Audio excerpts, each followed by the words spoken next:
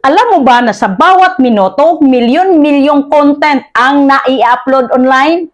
Videos, posts, memes, reels, lahat kumakaway sa attention mo. Ito ang tinatawag nating digital noise. Sobrang dami ng ingay online kaya mahirap mapansin. Kung nag-iisip ka kung bakit parang hindi ka napapansin kahit consistent ka, ito ang dahilan. Hindi ka kulang, sadyang maraming ingay sa paligid mo.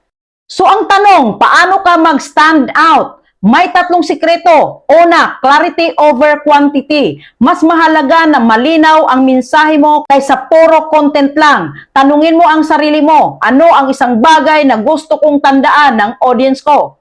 Pangalawa, emotional hook. Ang mga tao ay nagre-react sa emosyon, hindi sa facts lang.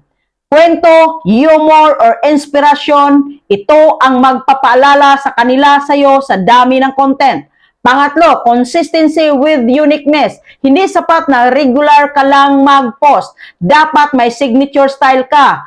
Paraan ng kwento, editing, o perspective na ikaw lang. Ito ang magiging fingerprint mo sa digital world.